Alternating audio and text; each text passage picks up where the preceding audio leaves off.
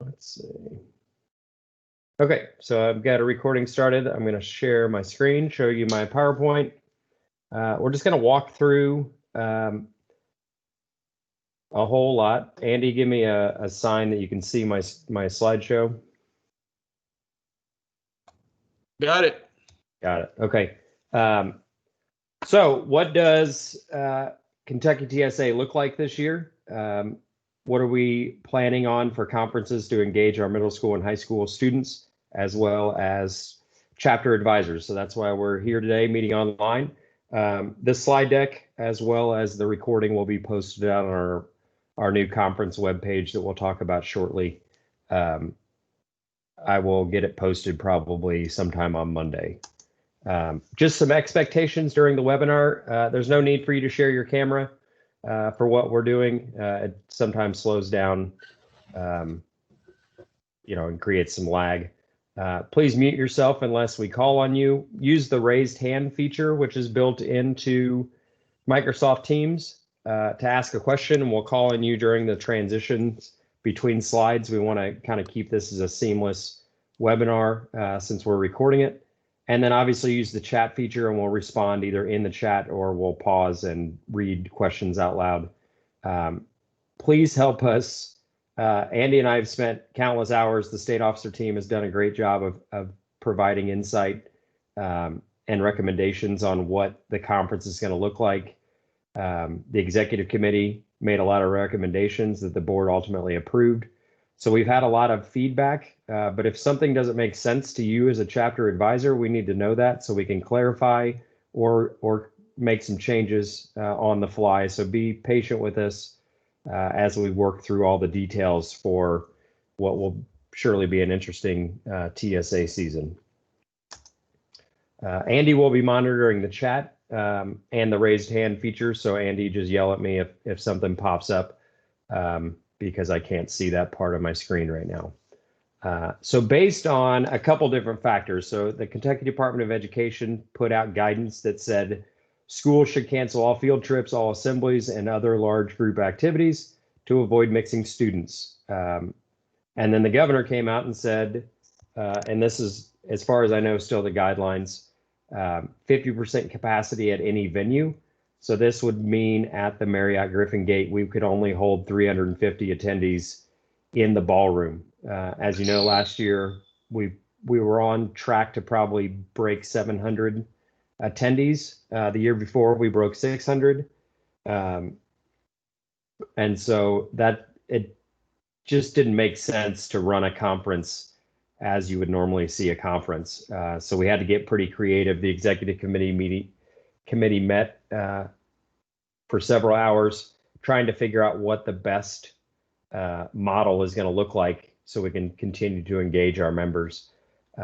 We ended up, the executive committee recommended a hybrid model to the board, and the board ultimately, so we're going to walk through, so those of you on the call and then those of you listening to this on the recording understand what TSA looks like in Kentucky.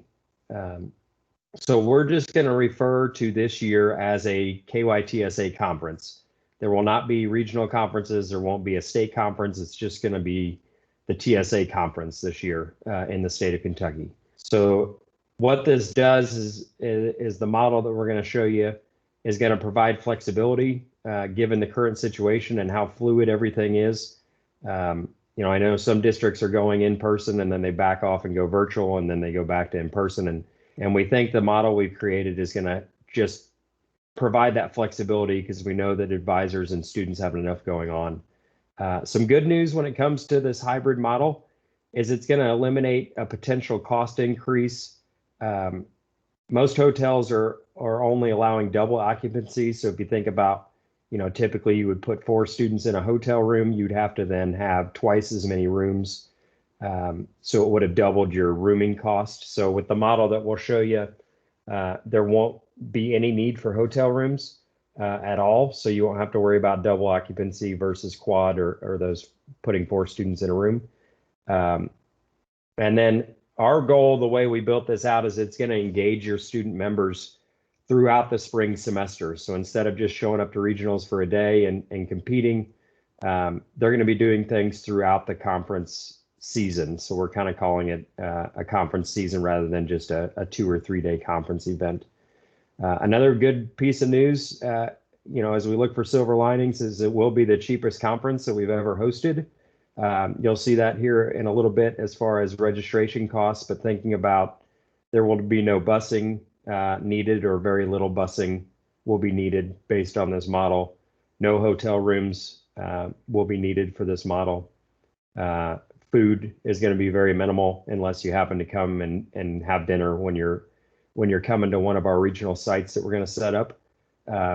No subs, so everything that we're doing is going to be either on the evenings or on the weekends, or students are going to be submitting things kind of on their own time. So like I said, we would love to have 700, 800 plus members in person, but given the situation, like I said, we're always looking for those silver linings. And so you'll see that it will be a very cheap conference for you and your students as well. So the theme this year, we always model this after the national theme. So the theme is very fitting. It's Together Towards Tomorrow. So trying to figure out how we work on things together, looking towards a brighter future. So the officer team has already started brainstorming what does this theme mean to them, and then they'll ultimately come up with the logo, which will end up being on the t-shirts, on the lapel pins. But just wanted to kind of give you an idea of what the feel of the conference is going to be this year. Our community service project was chosen by our state officers. I'm going to turn it over to Joey if Joey's on the call. Joey's our vice president. He's going to kind of talk you through what the community service project is this year. All right. Well, my name's Joey. Again, good afternoon. And the service project that we have chosen for this year is known as More Love Letters. More Love Letters is this initiative to send letters around the world to people in need. And we found that during this pandemic time, there's a lot of people who have been in need, and especially working to make sure the world is a better place. And More Love Letters is one of those initiatives that is seeking to give these people the recognition they need, the help they need, the love they need. So for each month, More Love Letters puts out a few different people and explains their current situation through stories. And we will be able to, as TSA, to give these stories out to different chapters and allow them to fill out a Google form for the letters they want to write. And all of these letters are going to be hand delivered in person through More Love Letters to all of these people. And each month, there's going to be a new batch of people that we can send these letters to. It's going to be really challenging this year not having a physical conference as in years past where we were able to bring things together at the state conference, but this should be a great alternative to fit with our hybrid conference this year.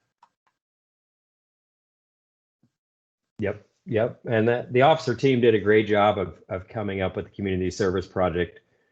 This is a community service project that can be done from students at their home. That can be done if they happen to be in a hybrid situation and they happen to be in class.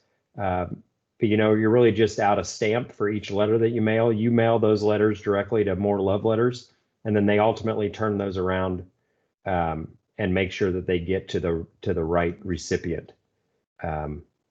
So that's all explained on their website. You simply just fill out a Google form every time one of your members submits a letter, and that could be you just have them go and fill out the Google form. All they do is take a picture of the letter, submit it through the Google form, and then just as always, we're going to ship a 3D printer to the middle school that logs the most letters that were mailed out, and a 3D printer will go to the high school that logs the most letters.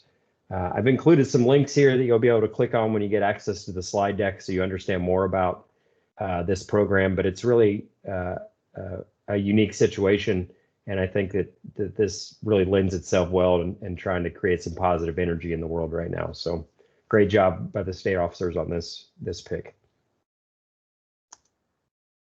So if you haven't noticed, we have put together a brand new conference webpage all about our TSA conference for 2021. So when you go out to our homepage, KentuckyTSA.org, click on, you'll no longer see regionals and state. You'll just see KYTSA conference. So once you drop that down, this is just the banner that you'll see on the page. And then we've already started populating the website with things that you're going to need to know as an advisor, and also things that your students need to have access to. So most importantly, and we'll talk about it here in a second, Andy's going to go over the event modification guides with you, so you understand how to read those and what's in every column and every row. Registration, you'll see, you can see on this screen, opens in January and then closes in February. It gives you about 4 weeks to register your students. You can see the cost of registration on the screen. We'll talk about that more here in a minute. Important links that students are going to need are always right there at their fingertips. How to do the community service project is linked right on there, as well as the Google form. We've created a brand new social media competition. This is a state level competition that we'll talk more about here in a minute. So you can download the event guide and the rubric right on this page. The drones competition event guide and rubric is right out on this page as well. And then as you scroll down, you'll see a lot of things that will be coming soon. So we'll talk here in a minute about the event submission portal. We'll talk about our online testing system. We're going to talk about the semifinal host sites that we're going to set up. And then finally, and maybe most importantly, the virtual award ceremony. So that'll be a live stream that we announce all the award winners for every competition, as well as our state officer election results will occur through there. So a lot of the stuff you'll see on our webpage is coming soon, but we wanted to get it out there so you know where to go and what you'll be able to find on that webpage. At the very bottom, this pretty picture here will be changed over to our webinar once the recording is complete.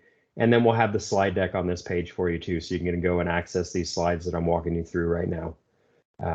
So that'll all be on one page, just kind of a one-stop shop for advisors and students. Andy, any questions in the chat or any hands raised before I move on? Not so far. Okay. So registration cost. Advisors, you kind of have two options. If you just want to be an advisor in the system, that's not going to cost you anything. So it's $0 registration. That just gives you access to be able to register your students within the system. You can also pay $25. So we'll have two different options when you register. That $25 fee will include a conference t-shirt for you as an advisor. You'll get a lapel pin with the conference theme logo on it.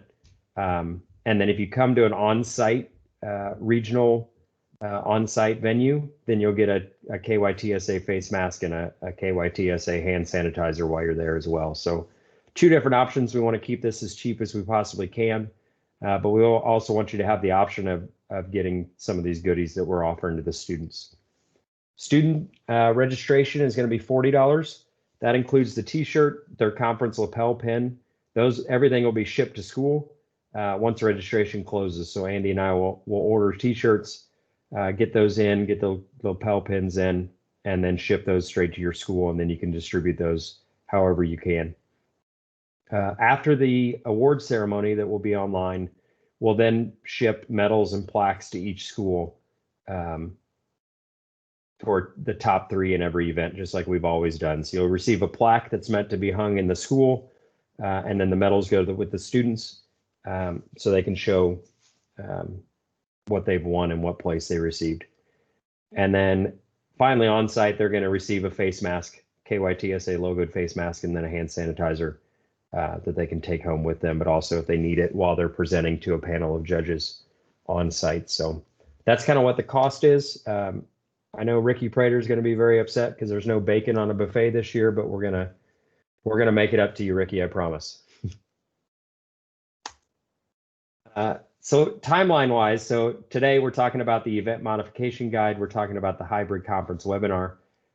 November 20th is an important date. So if you register by November 20th, you get some goodies that the national office sends you for priority membership. And then you also save $150 in Kentucky if you blue cap by that date. And then the veteran advisors, you know that we also appreciate you. So we'll send you the shirt that Andy and I have on this year, the royal blue Kentucky TSA polo shirt, and a face mask to your school for each advisor that registers. provided that you register all your STEM students into the system. So that helps us with membership.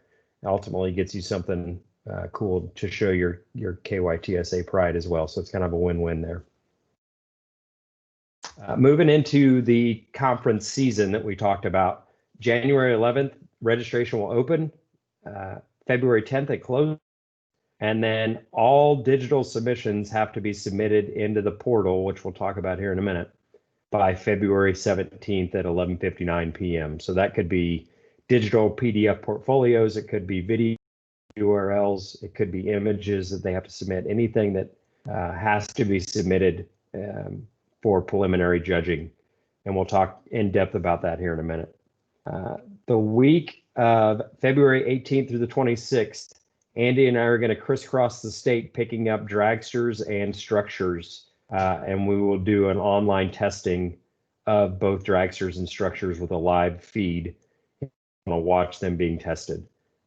So Andy and I are going to kind of part ways. One of us will go east, the other will go west, and we'll meet at maybe a Walmart parking lot and say we'll be here from 4 to 8.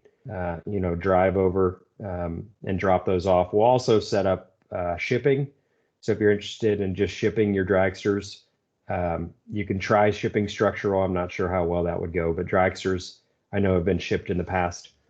Otherwise, like I said, we're going to set up some pickup points around the state, gather all that.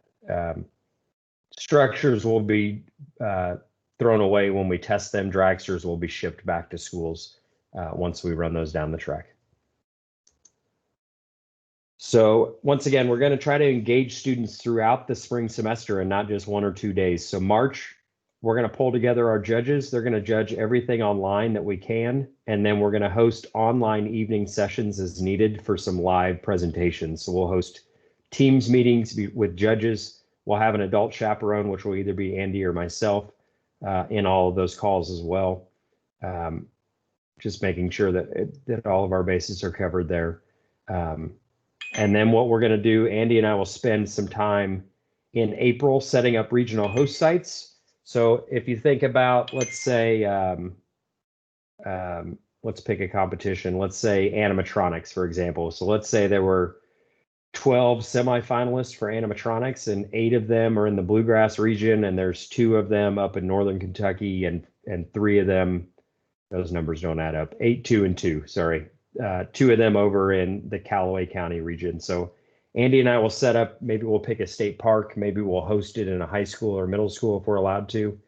Maybe it'll be in a hotel conference room, but we're going to set up host sites throughout the state, making it to where you're not going to have to drive more than a half hour, 45 minutes at the most, maybe an hour at the most, to bring your students or have parents bring students to come and do their presentations in person.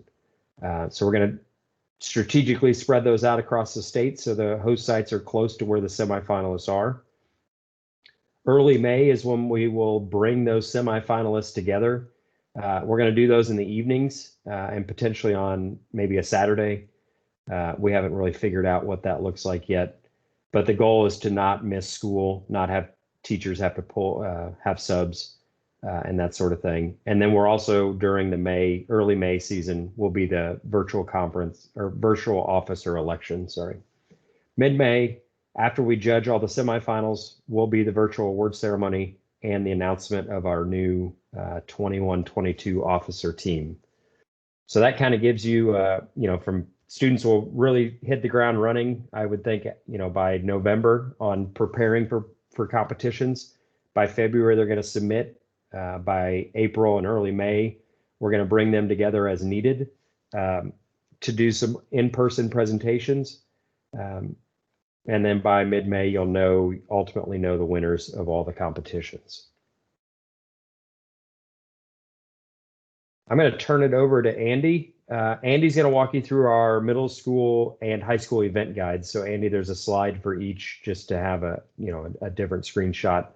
These are out located on our conference webpage that I mentioned. You can click and it's a Google Sheet, and there's actually a tab at the bottom. There's a tab for middle school and a tab for high school. So Andy's going to walk you through how he's developed these guides. He's spent countless hours putting these together. I think they're great. I think it's very clear for expectations for your students. So Andy. Okay, first off, just if you're looking at the format of the document, if you've already noticed that on the national website, they have a similar document for their events. And we kind of mimic that, but we've added to it for our needs. Of course, it's marked by level, then the event. Eligibility indicates, for instance, in biotechnology, that we allow 5 teams. It is a team event, and we allow 5 teams to compete per chapter in middle school biotechnology in Kentucky. Then you'll notice from there, there's a group of about 6 or 7 indicators of items or events that would need to take place with each one. One would be a digital portfolio. So doing it virtually, your portfolio would be submitted virtually. With some events like Dragster and structures, there are drawings to be turned in along with your structure. Some events will require a video demonstration. Some events have an online exam. Some events have a time challenge or a time demonstration.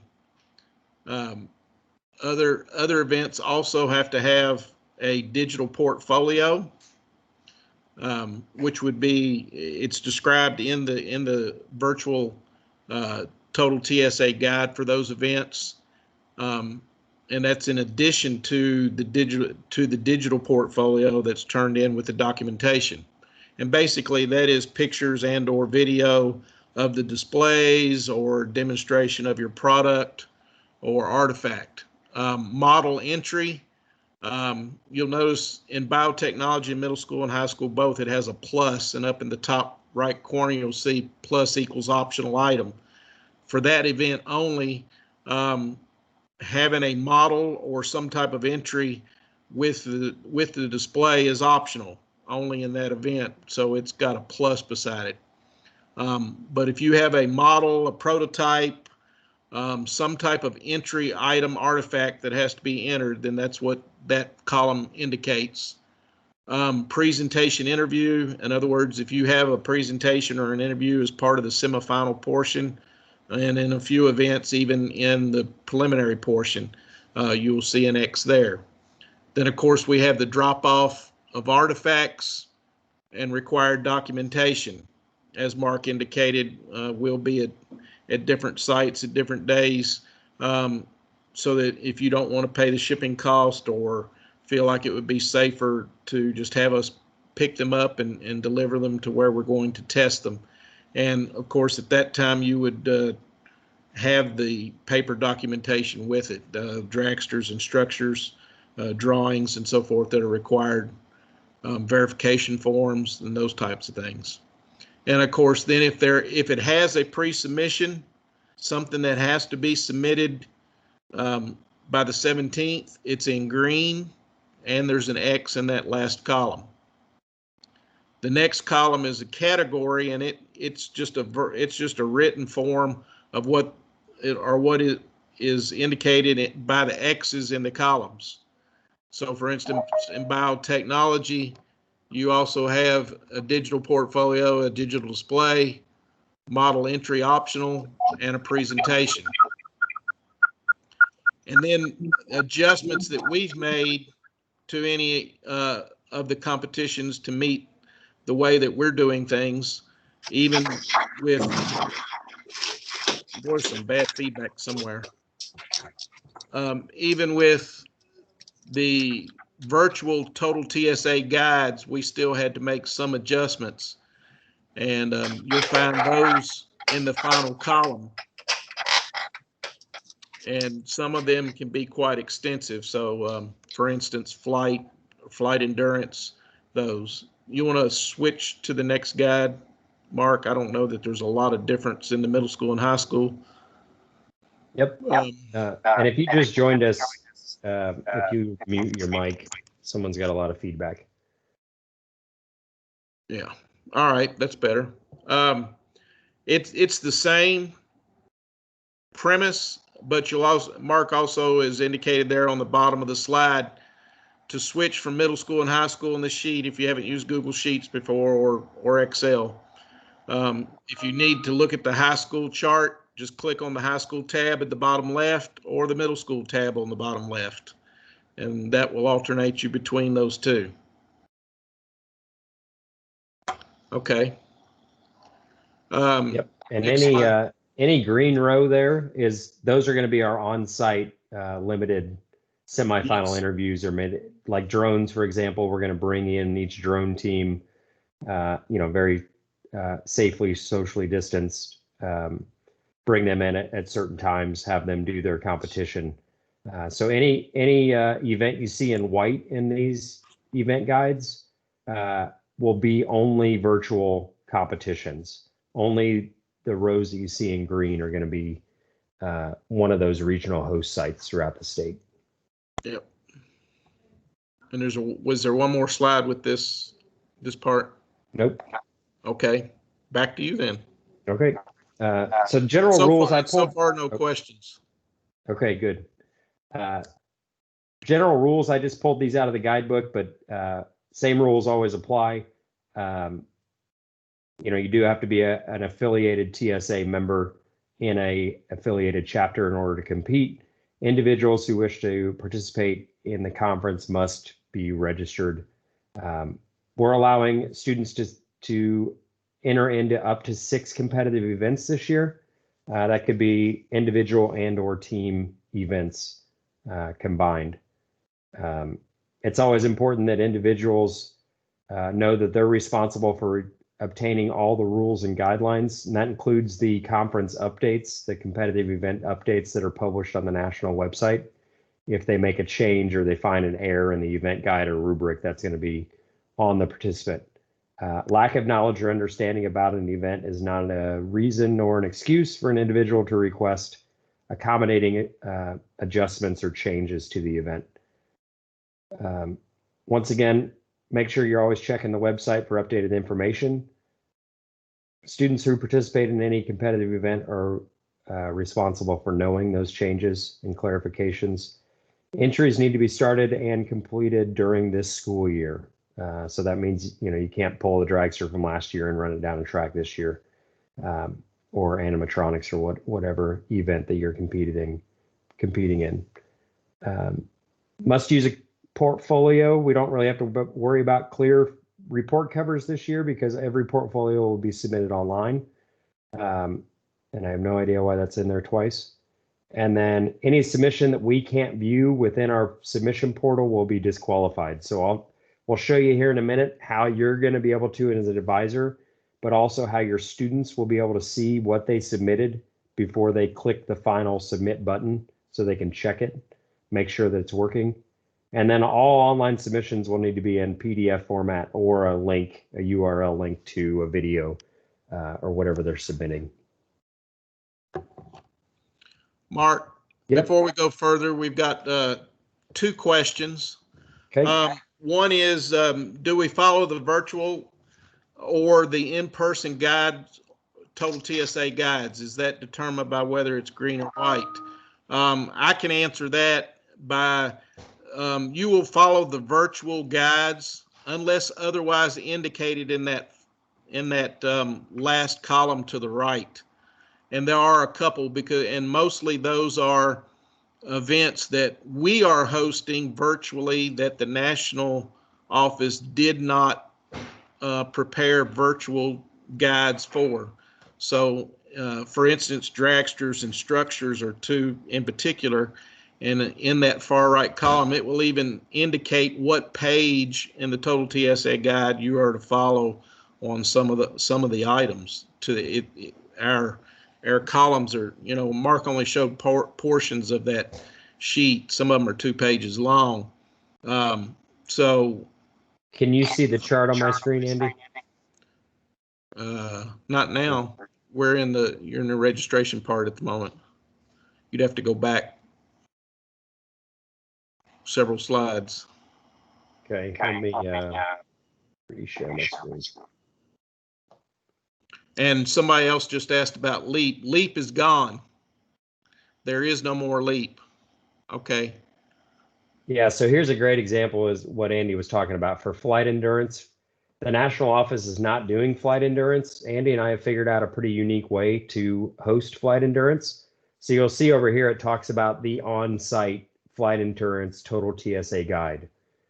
If you don't see it list over here in the adjustments on site, then you're going to be using the virtual guides.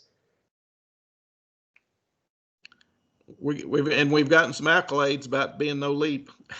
Well, we didn't make that decision, but you're welcome. We'll take all the credit. Everybody's happy about it. The other question is our timeline. If we go too far into May, a lot of times making decisions for national conference it can be an issue. So if we go too far into May, that could be an issue on being notified if they've qualified as at a state advisor approval event, or even if they, some schools require that the students place a certain place in the state conference before they allow them to travel. So we may need to make some type of attempt as to getting all our judging done by the 1st of May. Okay, yeah, we can definitely push up as tight as we can to the earlier part of May for the virtual award ceremony. I know the state officer, state advisor approval events, we don't submit those until the first week of June, so that gives an entire month. Yeah, but if they don't know where they've qualified, they don't know whether they're going to be there. I know you have to turn that in, but the school still needs to know whether they're actually in that slot. Okay, so, yeah, we'll go back through the calendar, Andy and I, and try to tweak that to kind of push everything up. Yeah, that's good feedback. Anything else? At this point, I think we've covered everything that's been asked or mentioned. Okay, so the conference registration website has not changed. So you'll go in, you'll add advisors, you'll add students, you'll pick t-shirt sizes. This is going to look exactly the same as what you've always seen. So just know that nothing's going to look different in here than what you've done in the past.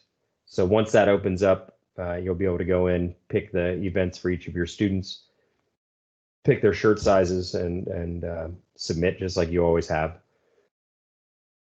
So let's talk about the event submission portal. So we've contracted with DLG, who does our conference registration, and they have an entire event submission portal as well as a judges portal, as well as an assessment portal that we're going to be using. So there are two options when it comes to submitting your preliminary digital portfolios and digital submissions. One is you can do it as an advisor, or two, you can just give your students a code and they can submit it on their own time, the way they want to submit it. Both options will eventually come back to you as an advisor, and you have to sign off saying that it is their work and that they are submitting the correct documentation. So regardless if you let students do it or you do it yourself, there is a double check there where you're going to sign off on that, and you'll see that here on the next screen, the screen coming up. So one thing to note is you cannot submit anything online until you've registered. So remember, registration closes on the 10th. Preliminaries submissions are due the 17th of February. So that gives you a week between the two. Of course, if you register February 1st, then you have 17 days to get everything submitted. So please don't wait until the last minute on registration. Try to register early. Go ahead and submit that. And that way your students have even more time, and you have more time as an advisor to check out everything that's being submitted online. Your username and password that you use for the conference registration system will be the same when you log into the submission portal. So one thing you'll notice, and these are not TSA specific screenshots, but just the DLG system, just to give you an idea of what it's going to look like. So when you log in, every student, every team, every individual will be listed as an event, And then you, like I said, as an advisor, can upload files or URL links, or if you give the students their access, they'll be able to do that. So it's just as easy as you'll see your student, you'll see their team number. The students will be listed here, so you know that you actually registered the right kids. Then you come over here and upload the files. Once you uploaded them, then you can come back to this screen and actually check to see what you uploaded and that it actually opens. So remember, everything has to be a PDF or a URL link, and then you'll be able to preview everything before you sign, saying that the work is the work of that team or those individuals. A couple other things you'll see. So when you actually go and click on one of the events itself, you'll be able to upload files. You'll be able to copy and paste URL links here, and then you just add those in to the submission.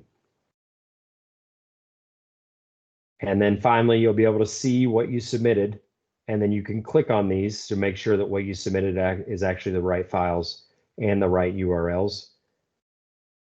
And then finally, once you're done with all of your students, then you can start signing these projects. So you're basically just agreeing to a statement that says this is a statement of assurance, and that you agree that the work is the work of your students and that you're submitting the correct PDFs and URLs. Once you sign, they cannot be edited. You cannot go back and delete and re-upload.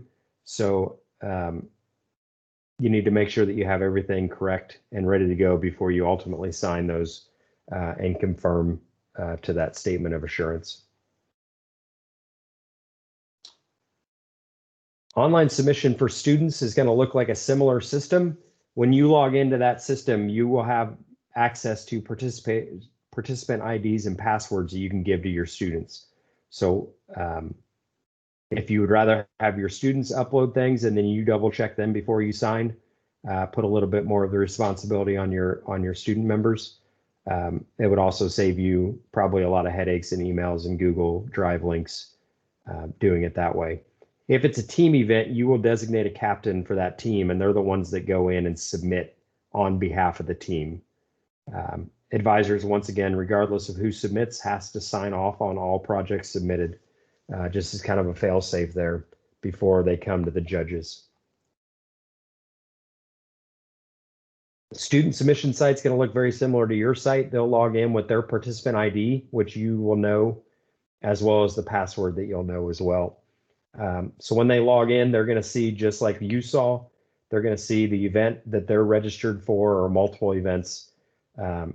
Team numbers, if applicable, student name will be listed, and then they can start uploading files, or if they have a scenario, which we'll talk about here in a second. Once again, even on the student side, don't click the finish button. So once they upload all their files, they're going to check all their files. Once they click finish, then they cannot change anything on their side. And then you will notice some events we may have to have more than one file or more than one URL. So we'll be able to tweak this, Andy and I on our side, on how many attachments that we need to have or how many links, depending on what competition is. But just know that we have the capability of doing that if needed, depending on the event. So this is what the students will see. So they'll be able to, once again, click on their links, make sure they work. They'll be able to delete something if they don't like the way they submitted. But ultimately, when they click this finish button at the bottom, kids are then locked out. So then it comes to you to be able to sign off on those. So they need to double check the work that they've done before they ultimately click finish, and then it comes to you as an advisor.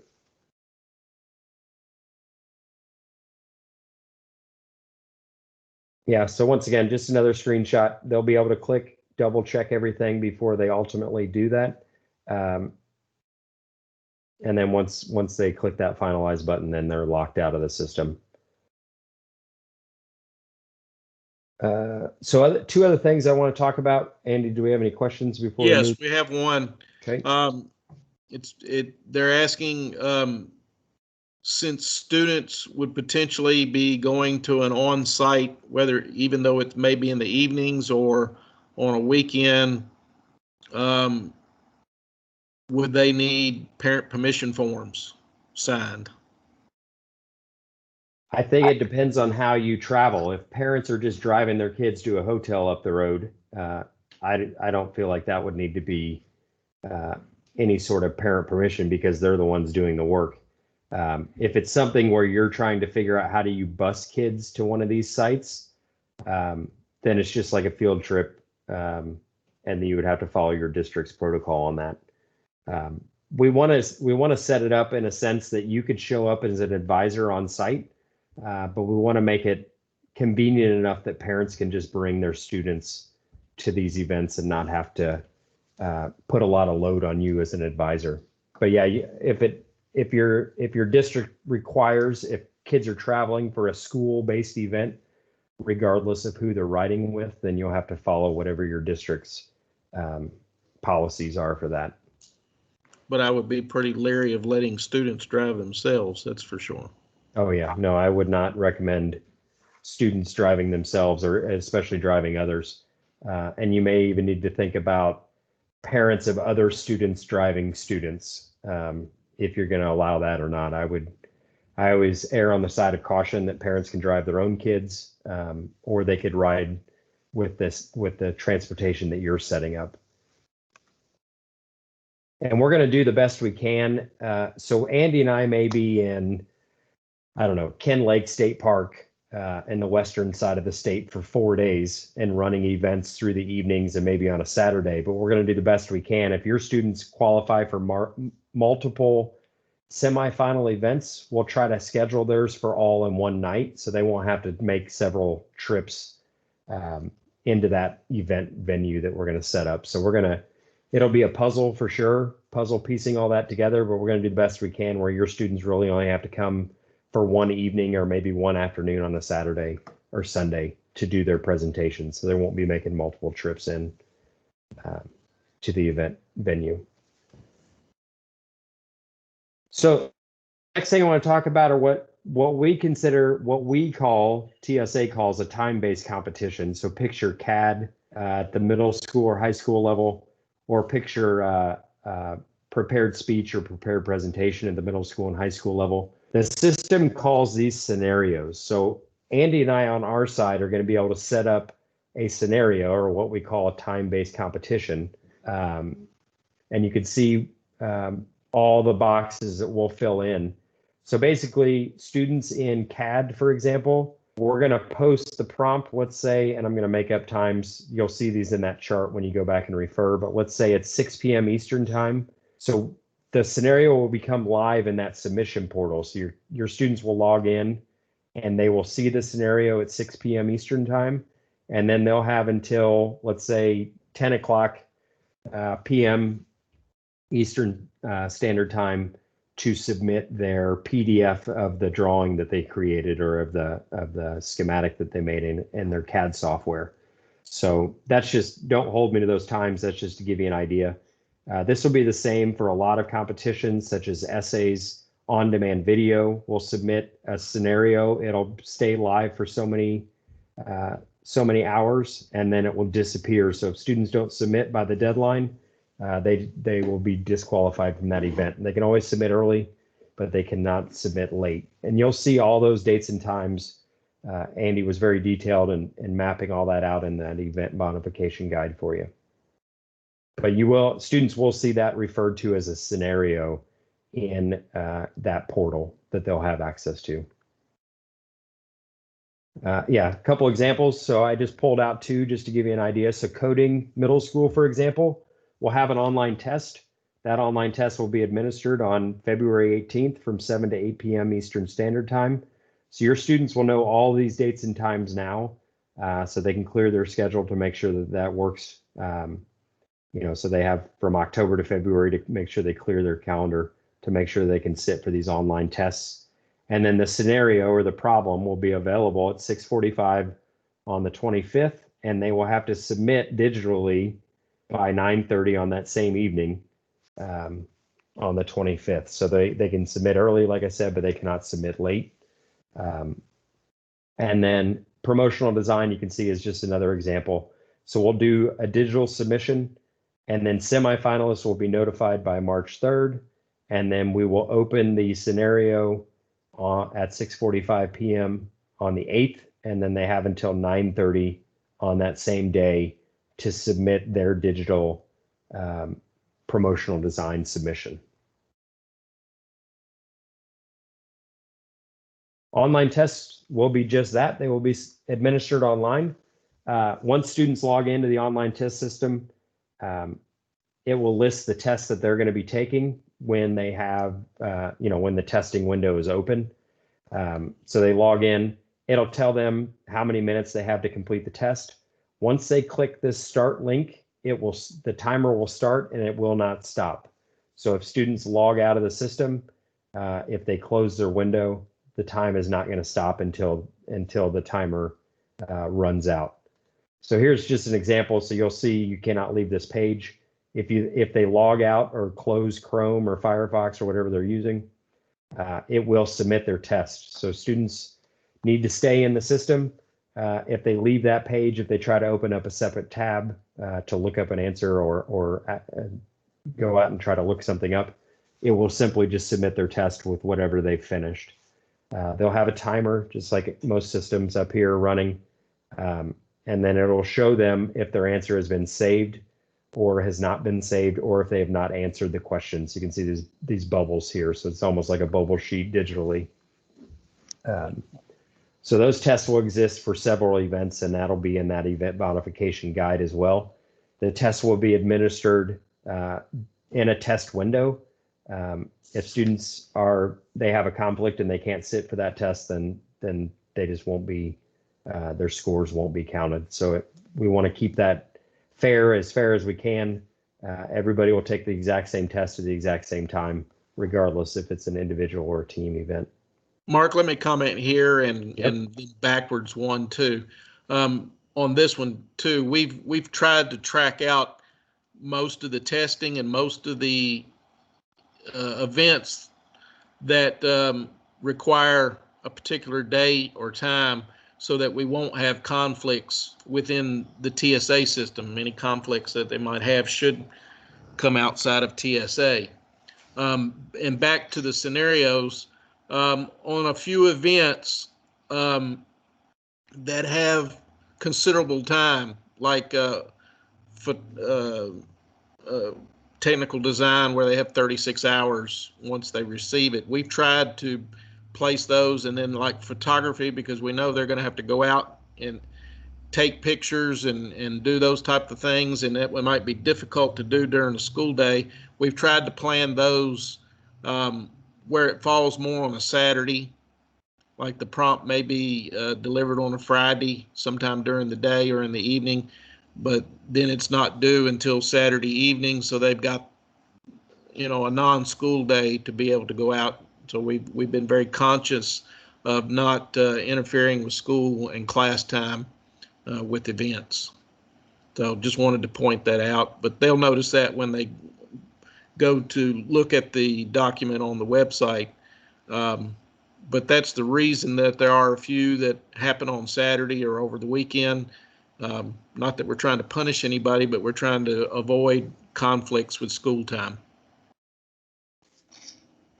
Yep. Yeah, and Andy did a great job of there is no middle school event that overlaps with another middle school event, and there's no high school event that overlaps with a high school event. So if your students are doing multiple tests or multiple online prompts, there will never be a time where two of those events are right on top of each other. So there'll be that's once again another silver lining that comes out of this, is you don't have to worry kids running up down stairs all the time, running from CAD to Tech Bowl and back again.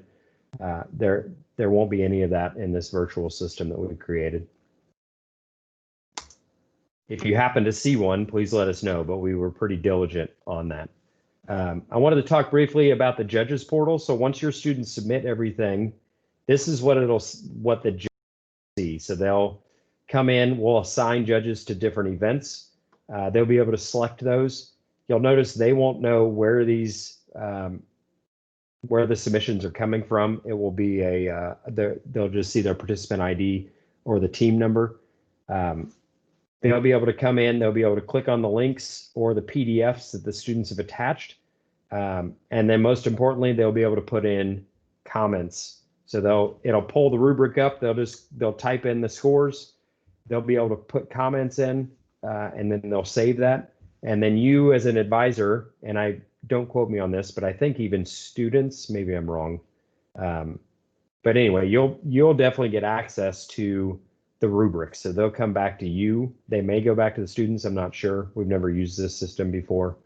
But instead of Andy and I sorting all the paper rubrics by hand into folders and you picking them up at the award ceremony or at the conclusion of the award ceremony, they'll all be in this system once we close everything out and determine the award winners. So you'll be able to go in, see judges' comments, see all the rubrics and how the students were scored. So state level events, drones will occur on site. So we'll do that as an on-site in one of those regional host sites nearest you. So if you have students that want to do the unmanned aerial vehicle competition, that will occur on site. PVC kayaks has been canceled for the school year just simply because of logistics and finding VEX tools. as well. And VEX, yeah, except for VEX in the state level competition. But yeah, we've decided to cancel VEX robotics as well just because of the time that it takes to run that event. You will see that in the event modification guide. It'll be in red. So 2 new state level events. One is currently in development. The other one is live out on the website as of this afternoon. So middle school and high school social media. If your school and your district allows this competition, the goal of this competition is your students in your chapter would use social media to promote your local TSA chapter. The theme this year for that competition is virtual TSA chapter engagement.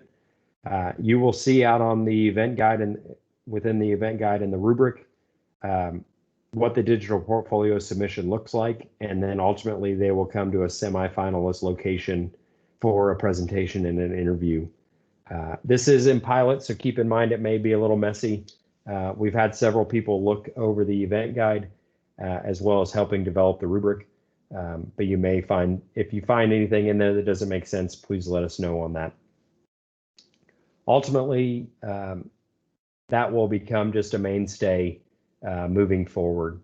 And then currently in development, we hope to have this done by December, is a flight simulator competition for middle school and high school as well. So students will have to use a flight simulator software. It will not be software specific. So it could be X-Plane, it could be Microsoft Flight Sim. You could be using a proprietary flight simulator software. But the students will have to do a cross-country flight, plan their flight log, submit that, and then fly that their course from point A to point B. So we're working on developing out that event guide and rubric. We've partnered with EKU's aviation department as well as the Department of Aviation here in Kentucky. They're helping us write out the specs and develop the rubric for that. And then a lot of our aviation teachers are going to be joining us on a call. If you're on this call or listening to this recording, if you have a passion for aviation or flight simulators and want to be a part of that work, please reach out to Andy or myself. We're going to set up a virtual meeting to start hammering out what the details of that competition look like.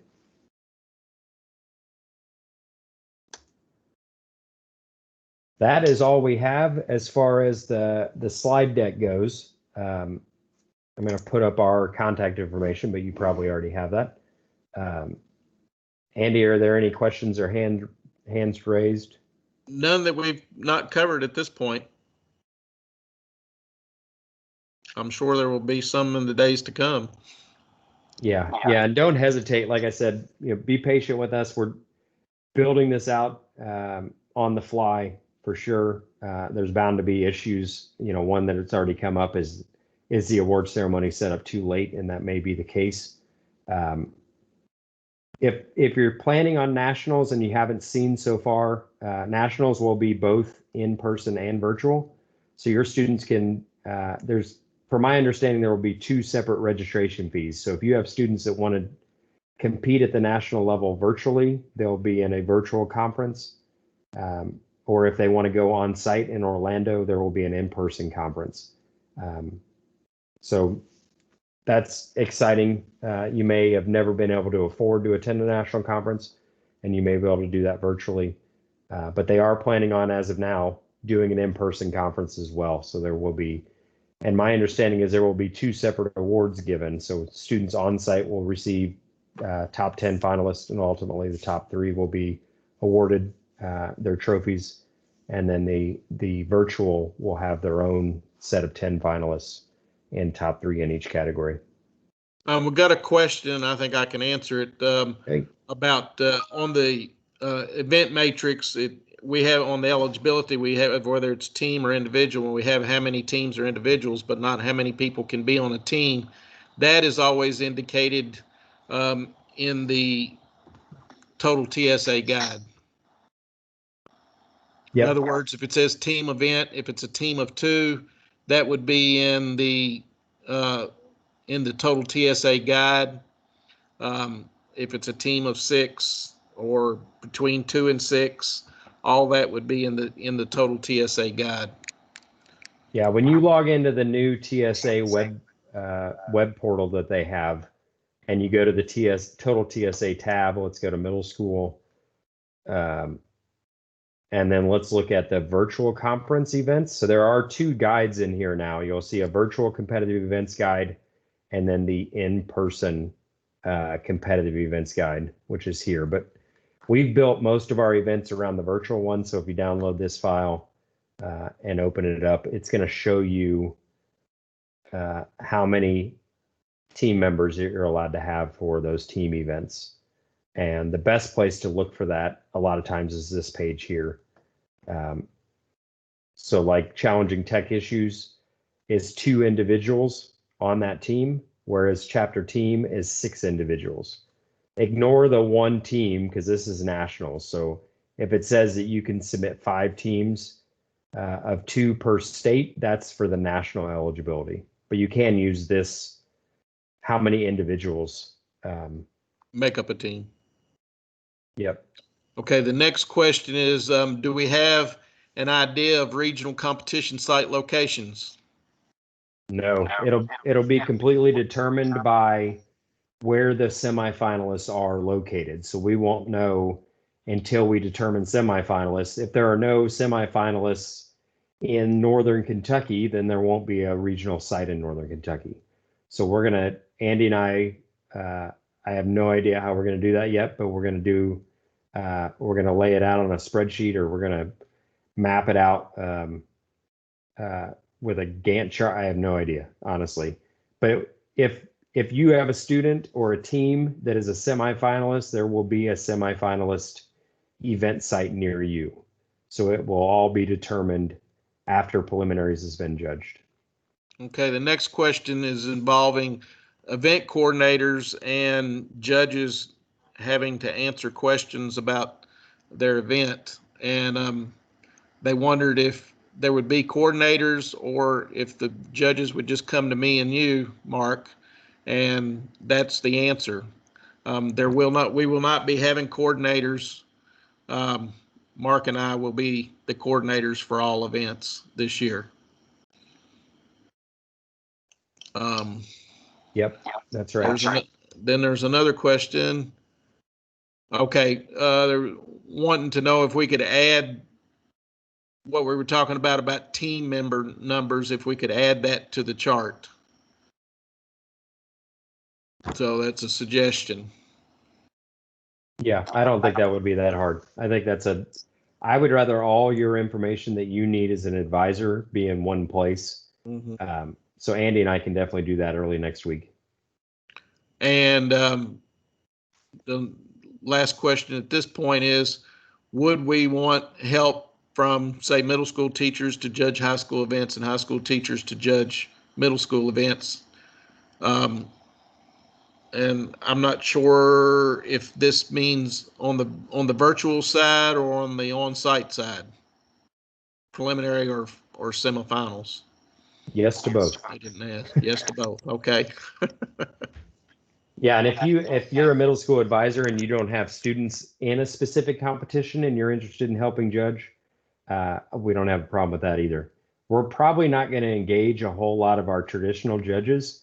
We're going to rely on Andy and myself to do a lot of the judging. Several people internally at KDE are going to step up and help with that. But another silver lining is we don't have to orchestrate 90 judges showing up in 2 days, because we've given ourselves a lot more time with prelims, especially. We'll be able to judge a lot of that over a longer duration of time.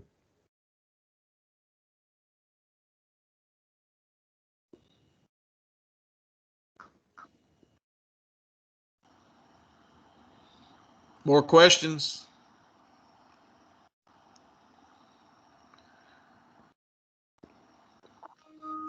Somebody. Just a pat on the back. We'll take it. I'm going to go ahead and stop the recording. If anybody wants to stay on and not